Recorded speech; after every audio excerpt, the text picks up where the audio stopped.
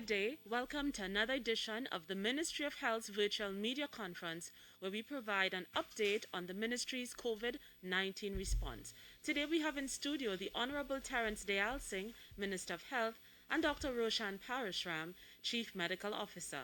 I'm Candice Alcantara, Manager Corporate Communication at the Ministry of Health, your moderator this morning.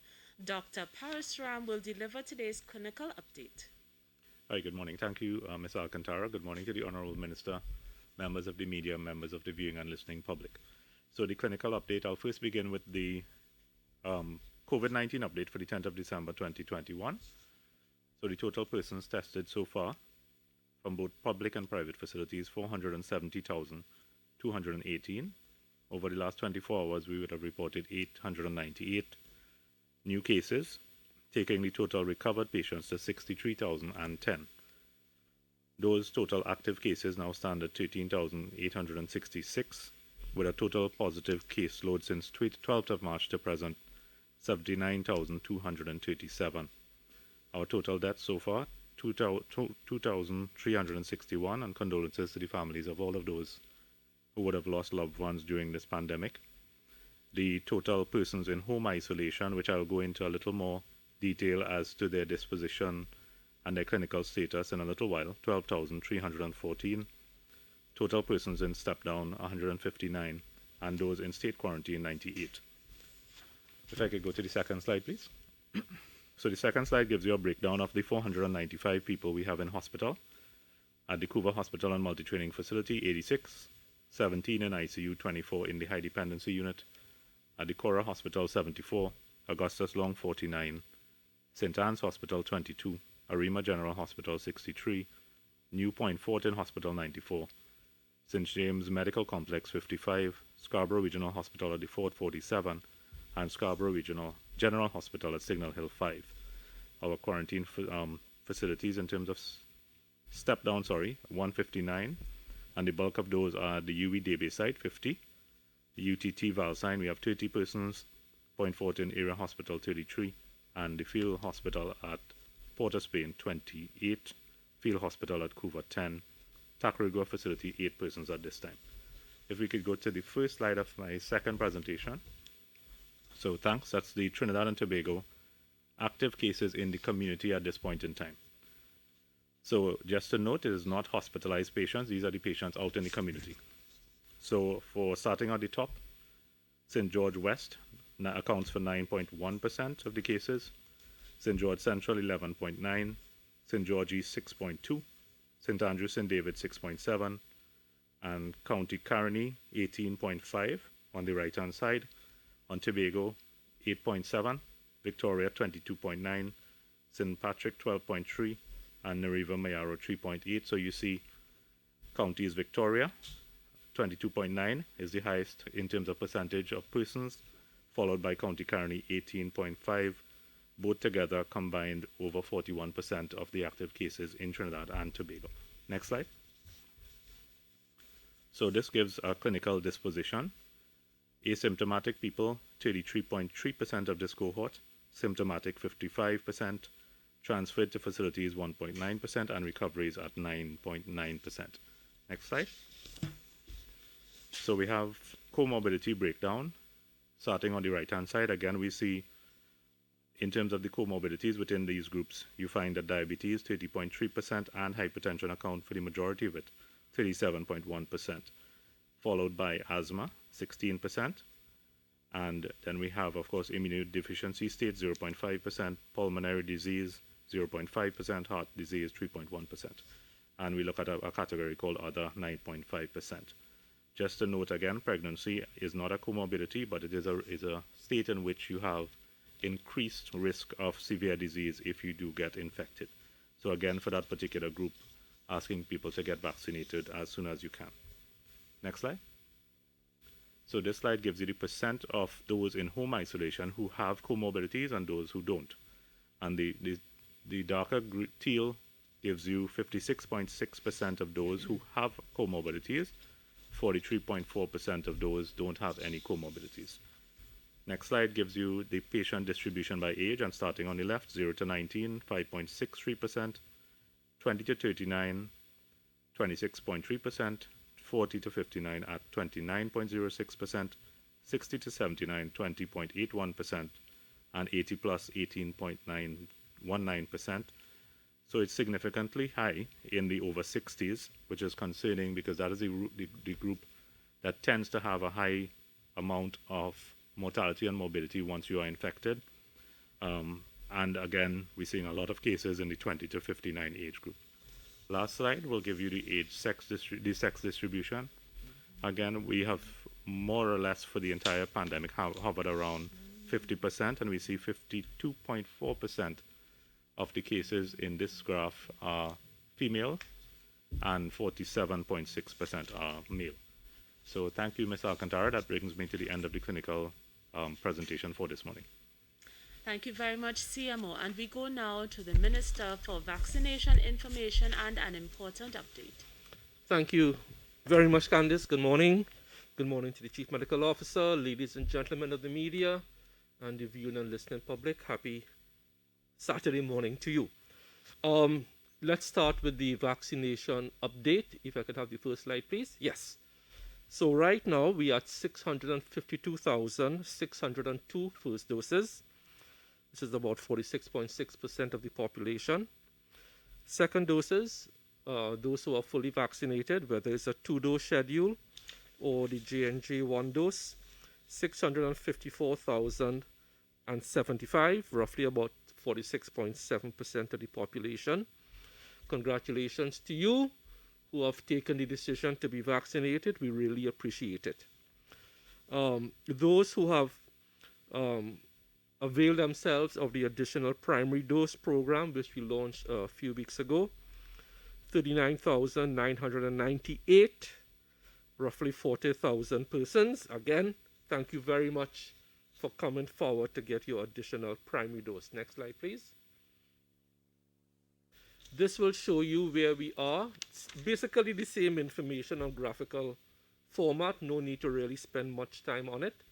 Next slide, please. Right, so this is the important slide for today.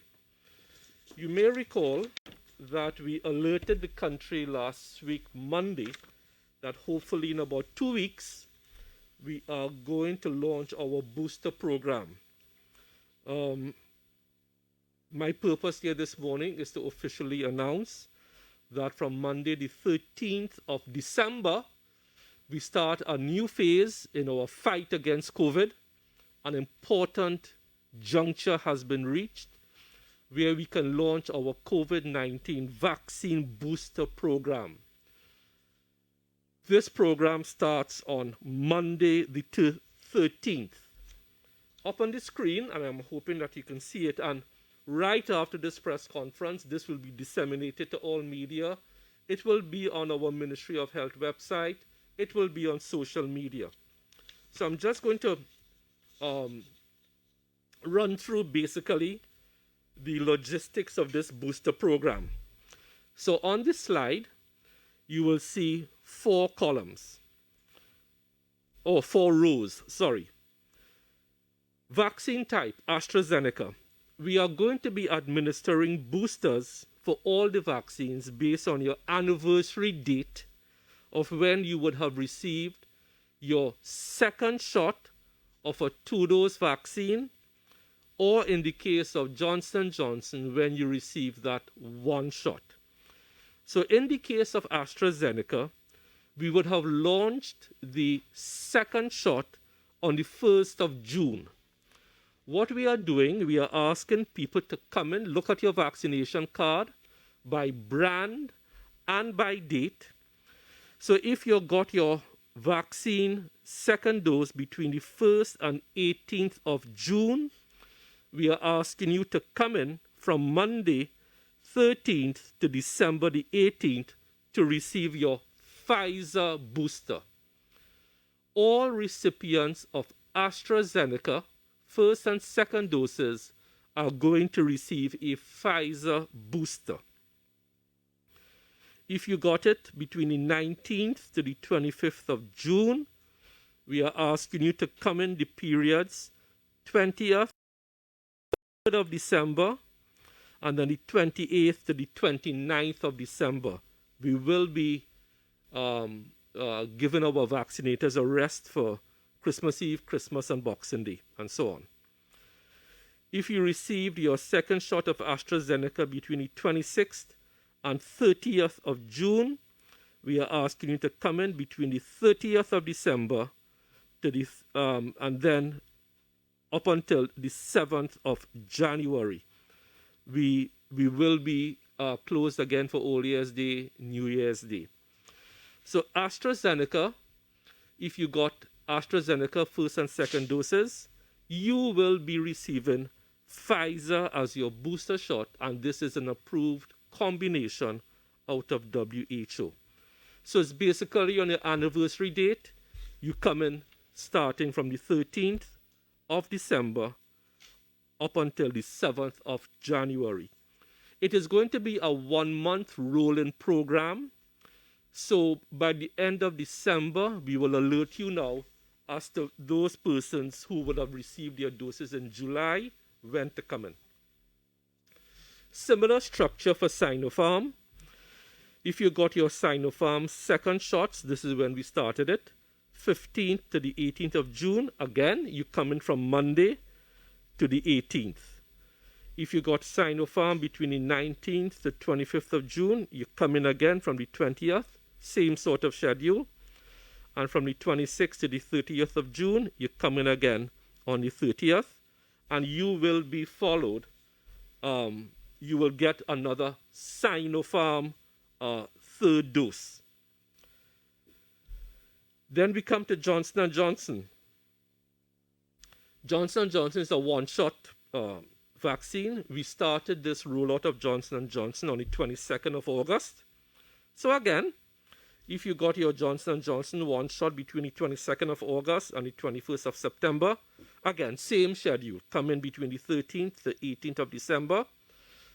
The difference is here now, you can either get a Johnson & Johnson booster or a Pfizer booster. This, again, an approved WHO combination. If you got your Johnson & Johnson from the 22nd of September to the 21st of October, again, you come in from the 20th to the 29th of December. If you got it from the 22nd of October to the 6th of November, same schedule, coming from the 30th of December to the 7th of January. So basically, we are starting the booster program from Monday, and this 1-month rolling program in the initial phase will last until the 7th of January. We will be alerting the public once we get over this first tranche of persons by around the end of December for those who would have received their shots in July and August moving forward. The question now is about Pfizer. If you received your Pfizer doses as either your first or second shot, your boosters, with the current thinking, and the CMO will explain, to give you maximum benefit from a booster, you are not due for a booster until 6 months after you receive your second dose. So second doses for Pfizer were administered from December 2021. So we will be coming to you by around February and communicating with you that you can be accessing your booster shots from March 2022. And that will be another Pfizer booster. So just to recap, AstraZeneca, from persons who got their second shots from the 1st of June to the 30th of June, the schedule is there to come in to receive your booster from the 13th of December to the 7th of January, and you will be boosted with Pfizer.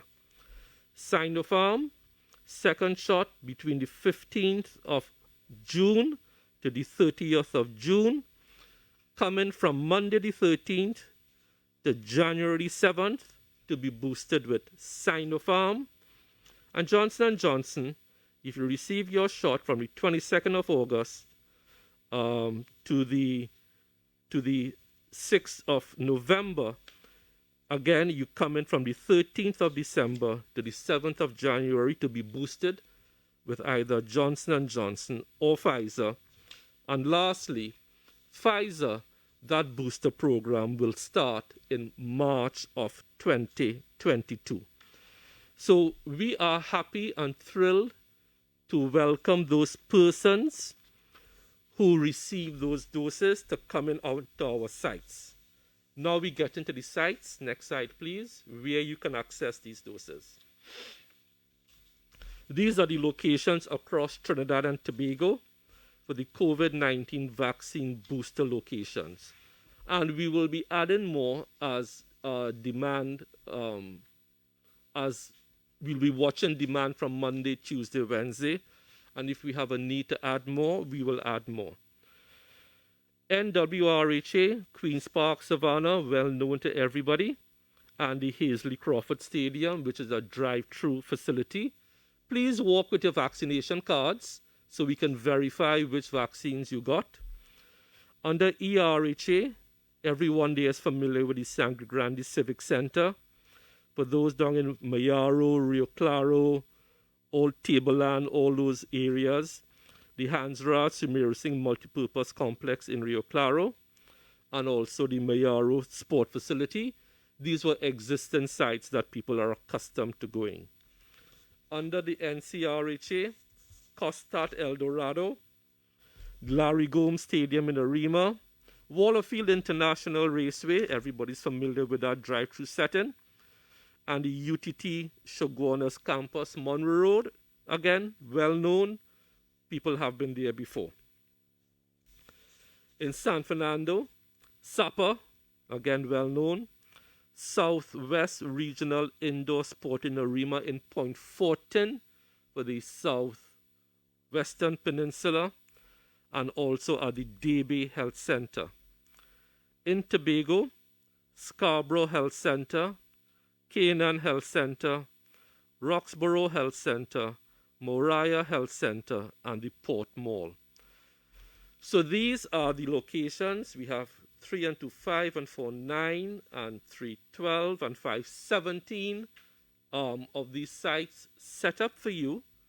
Please come with a valid form of identification and your vaccination card that shows which vaccine you got so we can give you the correct booster and you could have it recorded in your card. So ladies and gentlemen, this is a very important step we are taking in our fight against COVID-19.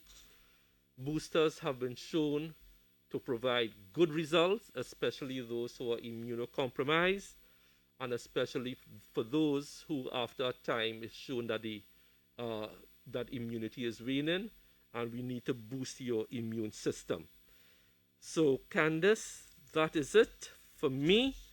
And I think now is a good time to maybe go to questions and answers so we could further alert the public to where we are with our booster program.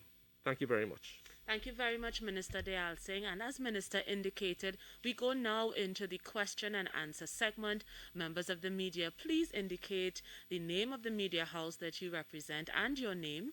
We ask for no more than 2 brief questions at a time. Please ask both questions at the same time. And of course, if we have additional time, we will come back around and get some more questions from the media. We begin this morning with questions from AZP News.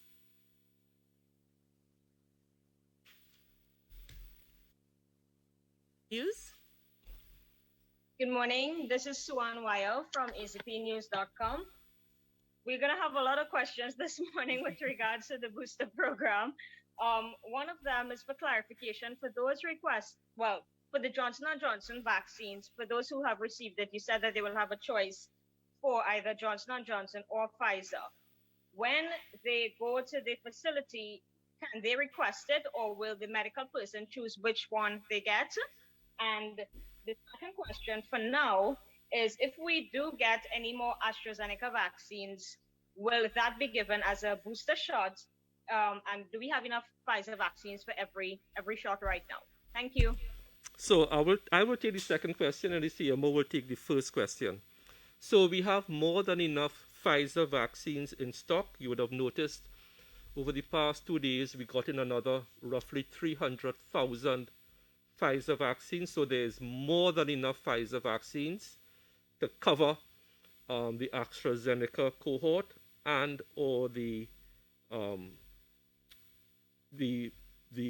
Pfizer cohort who have received their vaccine. So there's no question about shortages there. The CMO will take the first question.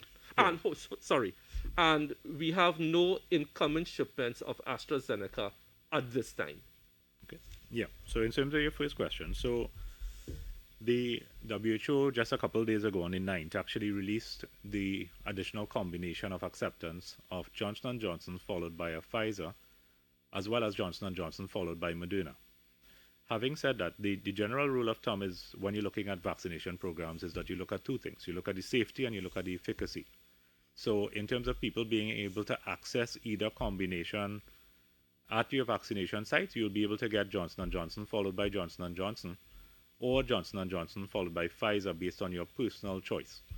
When you look at your personal choice, what you have to weigh is two things. So Johnson & Johnson followed by Johnson & Johnson. If you had no adverse reactions following your first vaccination with your Johnson & Johnson, generally speaking, your second dose tends to be a little bit milder in terms of the side effect profile. You know you have tolerated that vaccine well. So in terms of safety, you don't add a new vaccine into your system at that point in time. So you have to weigh on a personal level, make an informed decision as to which one you prefer, but both will be available to you based on request at the vaccination sites. In terms of mixing of vaccines, what we call heterologous, which is one type followed by another type, has been shown to be slightly more effective. But again, you have to weigh safety, you have to weigh efficacy, but the choice is really a personal choice at this point for Johnson & Johnson. You can feel free to contact your physician to get further details about the type of medication and have that discussion before coming to the site. I'll go to the health centers and get some more information, and then you go in and decide on which combination you would prefer at that point in time. Thank you very much, CMO. Let's go now to Newsday, please.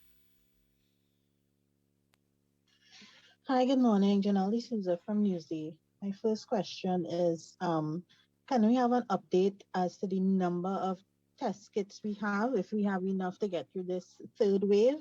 And the second is, we've been hearing a lot of reports with the Arima Hospital closing on Friday for the general public, that is, surgeries being postponed in San Grande and Tobago. So the question is, what is the status of the general hospitals as to how they've been managing the situation, including testing capacity, surgeries, and other general services?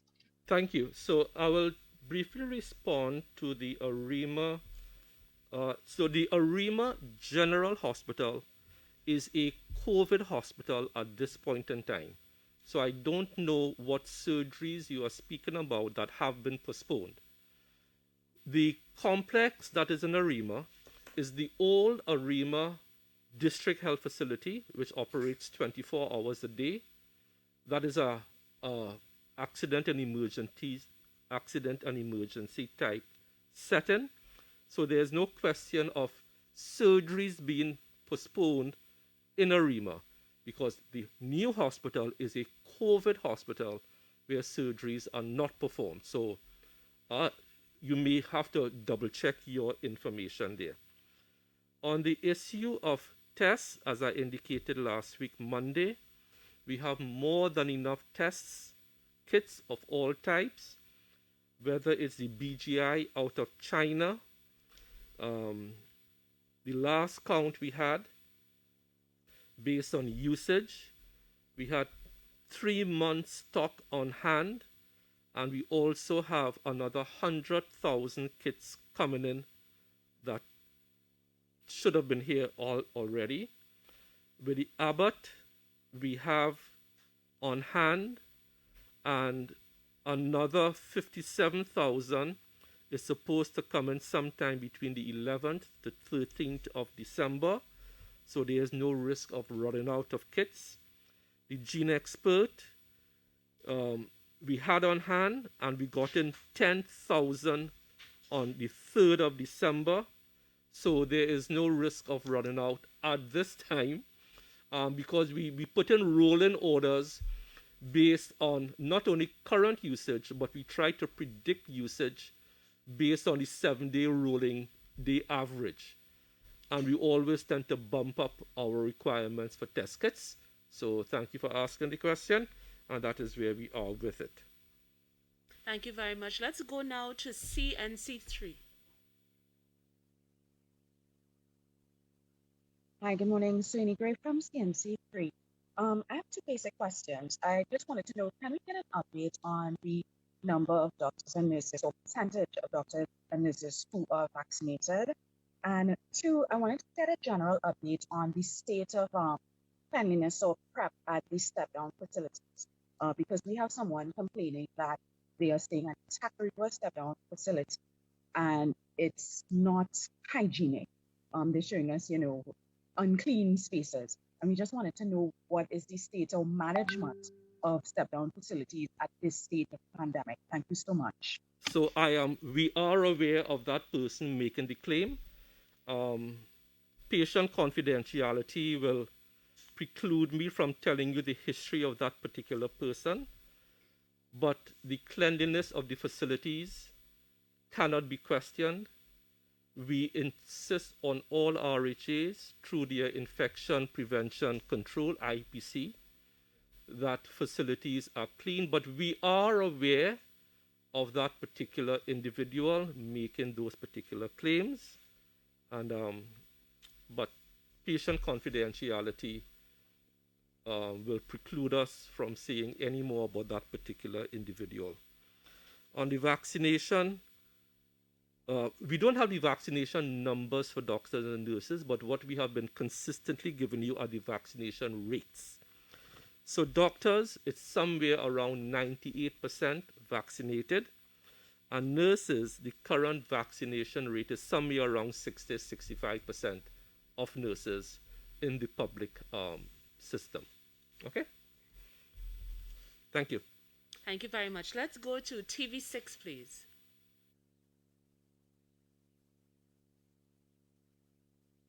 Questions at this time? Good morning. Hi, good morning. Vanessa Cutting, TV6 News. Persons are asking whether the booster shot is mandatory, and if you do not take this shot, does it change the status, your vaccination status, if you are currently considered fully vaccinated? So could we just have some information as to who is eligible, who should take it, and if it changes your vaccination status if you do not have it, please? And I also wanted to find out, are we seeing a lot of the deaths occurring in persons from within the community, persons who are home quarantined, or are the majority of deaths still coming out of the parallel healthcare system? Could we have that ratio, please? Thank you. Renessa, so I'll take the first question. The government's vaccination program is voluntary. It has never been mandatory. It continues to be voluntary. So we urge persons who have already been vaccinated, this booster program is for you. Choice is yours, but we urge it. I'll be taking my booster because I qualify now for it on Monday. So anyone of the 654,000 who qualify by sort of anniversary date as to when, as I just explained, as to when you got your second shot, or by Johnson & Johnson when you got that first shot, anyone in those categories are eligible to voluntarily present yourself from Monday at any of the 17 or so sites to get your booster shot. CMO will deal with the other questions. So yeah, so a booster is really to give you added personal protection. It doesn't affect your vaccination status, so you'll still be considered as a fully vaccinated individual if you choose not to have a booster. But as Minister said, we are asking that people go forward and have a booster to give yourself that added protection that may be required later on, especially with new variants of concern coming onto the world scene in terms of Delta and Omicron. So again, it is not mandatory, as Minister said, and it does not affect your vaccination status. You'll still be considered fully vaccinated for both travel purposes and for the safe zone purposes. Thank you very much, CMO. TTT, may we have your questions at this time, please? Good morning, everyone. Kimberly D'Souza, TTT News. Two quick questions for Minister. Minister, the mandatory, well, sorry, not mandatory, the booster program is going to be rolled out alongside the already existing vaccination program. Do you anticipate people coming there in droves, of course, given their anniversary status? And does this mean that the ministry may have to boost the healthcare workers to, just deal with this additional rush of people coming to the sites? And also, Minister, can you provide us on an update of how much the ministry would have spent on the COVID-19 response thus far? Of course, this may include, upgrade of the parallel healthcare systems, as well as any vaccine procurement. Thank you. Thank you. So, two good questions. So, this booster program will be,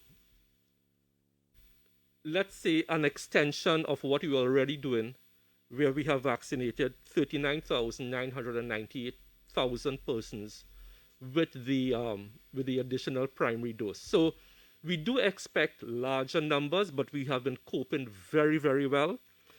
A typical mass vac site on any one day can do between 1,000 to 1,500 vaccines a day relatively easily. So the numbers we are looking at: Astrazeneca, people who qualify who got their second shots, who qualify for this first month rollout, assuming 100% come out, which we will probably not get, is about 40,000. The Sinopharm cohort for that period is about 61,000, and the Johnson & Johnson cohort is about 40,000. So that's 141,000, assuming they all come out. But then from that, you have to, which will mainly be in that Sinopharm grouping. So the numbers are not astronomical. So we wait on Monday to see what the crowds are good, and that is why we are not rolling this out in the health centers, because the health centers don't have the capacity, the physical capacity to cope with people. The mass vac sites have the capacity to cope with people comfortably with seating, shelter, and so on. So those are some of the numbers that we are playing with, but it will be interesting to see what uptake we get. The CMO seems to think you'll get a high uptake from Monday. We will wait and see. But based on the 40,000 we have had so far, you have to now take that out of the 141,000 that we are expecting in this first month, but we are prepared. The other question: how much has the ministry spent? So the health response to COVID, not including what the Ministry of Finance has spent on their other initiatives or social development and so on. The health response, in terms of building out infrastructure, hiring new persons, consumables, pharmaceuticals, non-pharmaceuticals, so far is just over $500 million. So that is what we have calculated so far. Okay?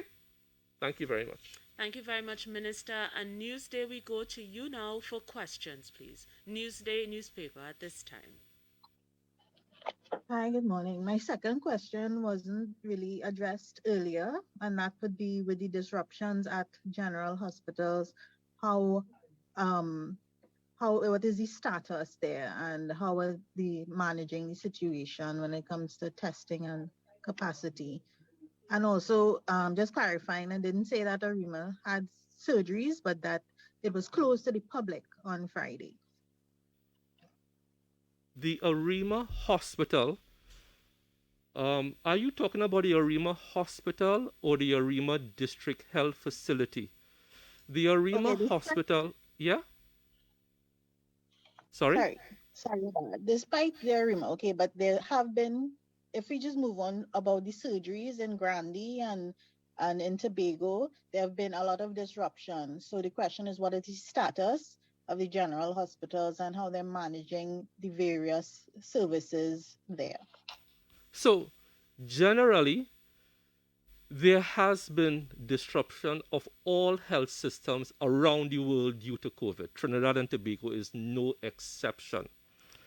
What has been disrupted, as we have stated very often, will be elective procedures. We have always admitted that, and that is around the world. Elective procedures have been disrupted, but we have said at the press conferences in the recent past that we started back our elective program, and the hospitals under the Director of Health of the individual hospitals will make that determination as to which elective procedures can be started back. Emergency procedures or emergency surgeries, midwifery, maternal care, they have never been disrupted. And that is because we had a parallel healthcare system. But those decisions as to which surgeries move forward, especially electives, will be done on a case-by-case basis after consultation with the Director of Health and the individual consultants. Thank you very much. And we have a follow-up question from TV6. Yes, I have a follow-up question, but also my second question was not answered. I was trying to get a breakdown of the deaths to find out if a lot of deaths are occurring from within the community as opposed to in the parallel healthcare system. My follow-up question is, now that we're seeing persons being asked to have an additional primary dose, now we also have the booster, and we're seeing Pfizer just about a day ago coming out and saying that they believe a fourth Pfizer dose would very soon be necessary. Persons are asking, well, what is the end game? Could you all say, is it that we could expect that with COVID, we'd have to have a booster every year, or something like the flu shot twice a year, or once a year? Persons are asking, what is the end game here? And Renessa, so the CMO will deal with the question about deaths. I will deal with the question about fourth shots or second shots or third shots and end game. So Renessa, I share the anxiety that the persons reaching out to you share. And the answer is, no one knows at this point in time what the end game is. The information is coming in. It depends on vaccination rates around the world. The more people around the world that get vaccinated is the sooner we can emerge from this. We need all countries to get their vaccination rates up. Why? Because the higher your vaccination rates, the less chance of new variants emerging, as we see with Omicron. Omicron came about partially because a particular area was relatively unvaccinated. So, Renessa, I share the anxiety that you are reflecting from the calls that you are getting. These are valid concerns. Everyone wants to know when. But no one at this point in time can say when, because the virus is changing. It is being transmitted. People are moving. You are seeing some countries going back into harsh lockdowns. Some countries taking a decision, look, we have to learn to live with this virus. But at the end of the day, we all need to play our part in Trinidad and Tobago, and our part is to get our vaccination rates up from this rate of 46.7%. We have been stuck at 46% now for a couple of weeks. We are moving in increments of 0.1% because of the sentiments of persons that, look, I could ride out this virus. I don't need to be vaccinated. Renessa, I wish I could share with you stories about families who are losing lost loved ones because of the unvaccinated status of persons bringing the virus into the home. But again, patient confidentiality precludes me from doing that. We had one particular case recently which was heartbreaking, totally unnecessary. But we continue to make the vaccines available. They are free, they are safe, they are effective, they are convenient. And we just urge all persons who are vaccinatable 12 and up to get vaccinated. So we can't say an end game now, whether it's 3 doses or 4 doses. What we could say now is that vaccinations work and get vaccinated. CMO. Yeah, so in terms of your question about deaths, the majority of deaths have been occurring throughout the pandemic within the hospital accident and emergency departments, on the wards of the parallel system, generally speaking, related to COVID. However, we have noted an upsurge in the number of deaths occurring en route, and I think the country was alerted to this a couple of weeks ago, as well as slight increase in the number of cases occurring within homes where the CMOH will have to get involved. So what we're asking people to be minded of, and I think Dr. Alana Best would have gone through some symptoms last week, just to be vigilant and know the signs and symptoms, know when you're deteriorating, and try to get into the hospitals as quickly as you can. And even what the emergency physicians are telling us is that when people get into the hospital, into the emergency departments, they are in a more acute stage. They need higher levels of oxygen. Some of them go straight onto a ventilator, so you're coming in a little bit late on what they call an in extremis. So we need to get you in earlier. Look at your signs and symptoms. Once you're getting difficulty to breathe, you're getting chest pains, any other symptom, you're feeling lightheaded, fatigued, very easily come into the emergency departments as soon as you can. Call the ambulance 811 and get to the hospitals as quickly as you can. Thank you, CMO. And we go to AZP News again.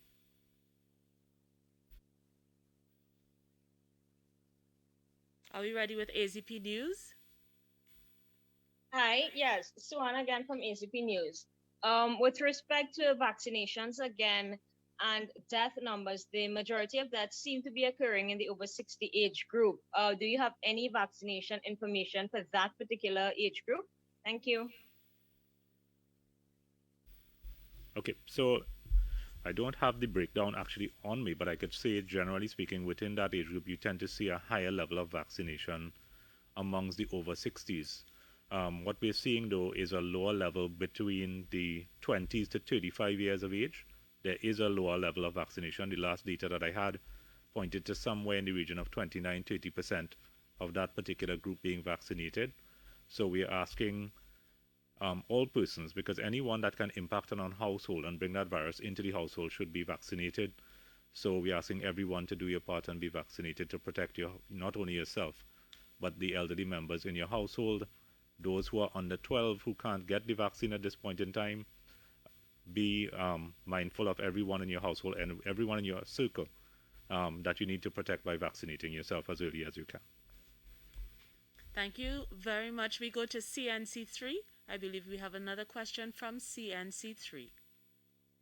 Hi, good morning. Soini again from CNC3. I wanted to ask perhaps the health minister about that whole question of vaccinations remaining stagnant at around the 40% mark. Has the Ministry of Health maybe partnered with the Ministry of Communications to find out why we have such a low vaccination rate, or what are the reasons for our vaccine hesitancy, and what are you all thinking of doing to combat that? Because low vaccination rate means high COVID figures, which ultimately puts pressure on the parallel healthcare system. And we have already been saying for weeks that we're very much at the limit. So I just wanted to know what approaches are being done to address that. Thank you very much. And this gives me the opportunity to say a couple of things. WHO had set a global target that all countries should achieve a 40% vaccination rate by the end of 2021. We achieved 40% a while ago. But that is simply not good enough, especially when you consider vaccine inequity around the world. Some countries are below 10%, not only because of vaccine hesitancy, but they can't access vaccines. So we have done our part in achieving 40% before the end of 2021. We did that some time ago, but now we are crawling. Ministry of Communications, and the answer is yes. We have engaged the Ministry of Communications over a month now. We have supplied them with all the information and data that they have requested to look at the whole issue of vaccine hesitancy to come up with a reject program. And I was speaking, we had Parliament yesterday, as you know. I was speaking with Minister De Nobrega about this program after yesterday. And we are looking at doing something in 2021. Also, in our focus groups, it indicated that to reach that 20 to 49 cohort that the CMO just spoke about, we needed to get some more influencers giving out the message. And some of those influencers are already on the air, or well, they're supposed to have been on the air. People from genres of music like parang, soca, soca chutney, and so on. You would see, I've been told, and I think I actually saw the ads with Rome, with Nisha B, Ravi B, Marcia Miranda, Nival Chetlal. So we have been following and looking at all the feedback that we get. In the early days, we would have used religious leaders as opinion leaders, the principal of QRC. We would have used religious leaders from the Roman Catholic Church, the Anglican Church, the Muslim faith, the Hindu faith, and so on. Now we are moving into this new program based on feedback with, as I said, with these persons from different genres of music. We have been using Nikki Crosby, as I just said, Marcia Miranda, Ravi B, Nisha B, Nival Chetlal, and so on. So it's not just a Ministry of Health thing. We have also partnered with the private sector to literally do one-on-one sessions with persons, talking to employees, and we continue to give out the information. And yes, just finally, we are working with the Ministry of Communications, as I indicated, right? Thank you for the question. Thank you very much. AZP News, we have another question from you. Hi, thank you very much for allowing this question.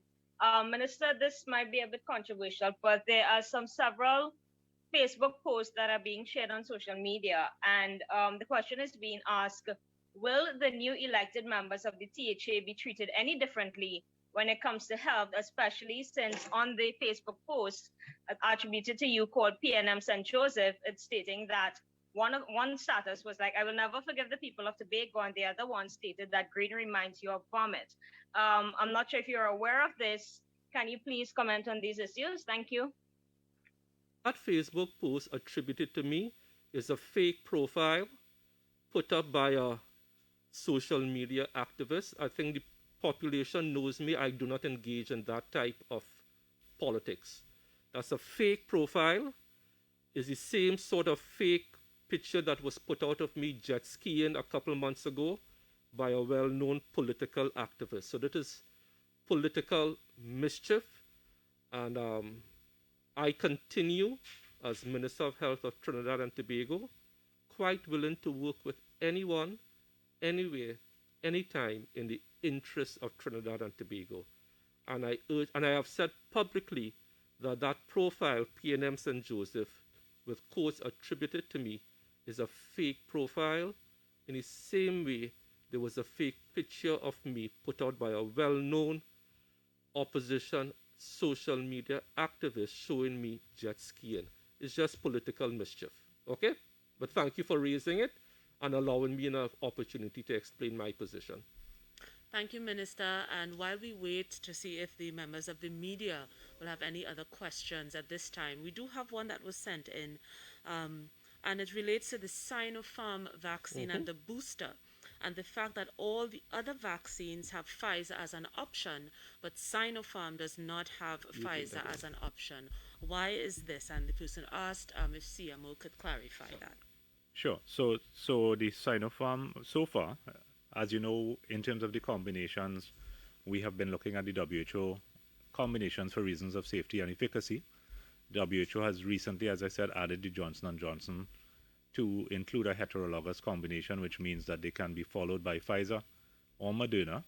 So far, Sinopharm has not been done for Sinopharm. Sinopharm, from the company themselves as well, have urged that we go Sinopharm followed by Sinopharm and then a third Sinopharm later on. So in terms of safety and efficacy data, it has not been approved as yet. So we go with what you call homologous, which is one of the same followed by the others. So there's no mixing at this point in time. But of course, if that changes in the future, it will be adjusted accordingly. Thank you very much, CMO. I see Newsday has another question. Hi, good day. Just a follow-up on a question a few weeks ago, but what is being done to regularize the job status of doctors, seeing that they have this extra wave where they have so much work? What is being done to help them? So the doctors are employed by the regional health authorities. They are the employer. The Ministry of Health does not employ persons, but we are concerned, as we have always said, about the workload of all our healthcare professionals. And I gave a very detailed response, I believe, last week, Saturday, what all the RHAs are doing in terms of rotation, time off, transport, meals, psychological support. But we will do everything that we could to make our healthcare professionals as comfortable as possible. But we also need the cooperation of the public to decrease their workload by simply doing a simple thing, getting vaccinated. So it's a multifaceted problem, but we really need the public to get on board with decreasing the workload by simply getting vaccinated, one. Two, as we have been pleading over the past couple of months, if you develop symptoms at home, come in early. That way the level of care you need is a much lower acuity level of care, which will decrease the burden on our doctors and nurses and everything. So we really need the public support to help us in this fight. Thank you very much. Thank you very much. AZP News, we have another question from you. Hi, thanks again. Final question. The Supermarket Association of Trinidad and Tobago recently issued an advisory asking their members to reduce the number of family members coming into their stores, especially as it's the Christmas season. Now, we know that the Prime Minister has adamantly said that the lockdown will be used as a last resort. But will the ministry be issuing not as policy, but as advisories, similar such notices to reduce the curve of COVID-19 at the moment? Thank you. Yeah, thanks. So that's a really nice position to adopt. Yeah, so we have been consistent in supporting calls for decreased mobility. We have been consistently saying only come out if you really have to. As far as shopping is concerned, especially in supermarkets and grocery stores and Christmas stores, hardwares, which tend to be busy around Christmas time. Yes, I fully support and endorse the call by the Supermarket Association. Don't come out as a family to shop. Maybe come out as one, maybe maximum two. And we have been very consistent and advising the population since the start of this pandemic that what aids transmission is movement of people. I think Dr. Hines has been the main supporter, saying that infection rates tend to go up when people move, when people congregate, and our Ministry of Health website and communications reflect that position. So we are in full support of the Supermarket Association, saying, don't clog up the supermarkets with a whole family coming out to shop. Send one or two people in to do your shopping. Thank you very much. We go to TTT for another question now, please. Good morning again to ministers and CMO. I had asked this question earlier this week, not sure if I can get a response to it. A member of the public was asking with respect to roadside public consumption of food and drink by vendors, is this allowed? No. I think right now you are allowed to take off your mask in public if you have to drink or eat. But again, let's not get overly legalistic. The public should be well seized of the facts now that taking off your mask in public for any reason is a danger to yourself. I will have to look back don't want to pronounce on it, but common sense will tell us now that the public regulations are a guide. They do have the force of law, but we ask people to be very, very careful of how they take off their mask in public. I believe roadside eating, taking off your mask, is not something that we want to encourage. That is why we have the safe zones where you could take off your mask in a safe zone to eat.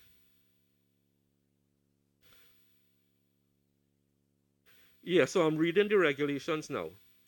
For the purposes of sub-regulation 1, the circumstances in which a person has a reasonable excuse include those where, if it is reasonably necessary for the person to eat or drink, the person removes his face mask, face shield, or face covering to eat or drink. And I think the key word here is reasonably necessary. So not for frivolous reasons. If you want to buy your doubles and your gyro, go home and eat it now. Okay? Let's just all be reasonable at this point in time. Thank you very much. Thank you, Minister. TV6, I see that you have another question for us. Hi. I'm having a bit of a difficulty in understanding how a percentage of fully vaxxed persons is still so low at this time. I recall a few weeks ago, maybe about 3 weeks or so ago, the percentages were 40-something% fully vaxxed and an additional 40-something% first dose. So I was thinking that anywhere around now, we would be at least 80% of the population fully vaxxed. So could you tell us, given our current vaccination levels, when or in the next month or so, what percentage we should be at given the current vaccination numbers that we have? So yeah, so I think when you read the update, if you look at the update that we send out, there's two columns. There's a first dose column, and then there's a second or completed vaccination tally column. So what you did is you added both columns together. What happens is the first dose is a set of the fully vaccinated. So it's not that you add the two of them together. So generally speaking, we have continued on a cumulative basis to add to that first dose number. So it means anybody who would have had a first dose at any given point in time, and then the fully vaccinated is those who would have been converted. So that's how we got the 46.1. And just to confirm, the 46% is of the entire population, not the vaccinatable population. So it's the entire 1.4 million. That's where you get the 46%. Thank you very much, CMO. We just have a few minutes. I'll just give the media 1 minute, but we do have a question about the booster vaccines. Is it for children as well, or only for adults 18 and over? I don't know if Minister or CMO would like to take this. Yeah, so for now it's for the 18 years and over, and for two reasons. First reason being that the children would have only received the Pfizer vaccine around the same time when the adults would have. And if you look at the schedule, even if they are to receive a booster according to the adult schedule, it will only be due around March or thereabouts. The second reason is, of course, boosters haven't been used for children under the age of 18. Up to a few days ago, I think the US began to use boosters in the 16 and 17-year-old children for the first time. So it is a new phenomenon in that particular age group. And the boosters that have been used are predominantly for the 18 years and over in terms of safety and efficacy. We see what happens, and we have some time in terms of Trinidad because our second doses would have been aligned to our Pfizer second doses. So even if boosters are to be given in that age group, it will be given early in the first quarter of 2022. Thank you very much, CMO. And as we come down to the last minute, thank you everyone who has participated in the conference today. Just to remind everyone, we do have weekend vaccination happening at the Paddock, Queen's Park, Savannah, Standards, Mount Hope. In the showroom, you can get your vaccine today and tomorrow, 9 to 3 p.m. The Paddock is open today until 3 p.m. In the east, you can go to Costat, El Dorado, Wallerfield International Raceway, and Larry Gomes Stadium between 8 and 3 today and tomorrow. Standards Grand Bazaar showroom as well is giving vaccines between 9 and 3 p.m. today and tomorrow. In Central UTT Chaguanas campus, today 8 to 3 p.m. You still have some time. And South Trinidad, Supper today and tomorrow. So today it's 8 until 3, and tomorrow it's Sunday until noon. Just a reminder, we begin the booster program on Monday. The booster COVID-19 vaccine booster program begins on Monday, the 13th of December, with persons 18 years and older. Look out for information on social media, print media, and the website. Thank you, everyone. Be safe, and please get vaccinated.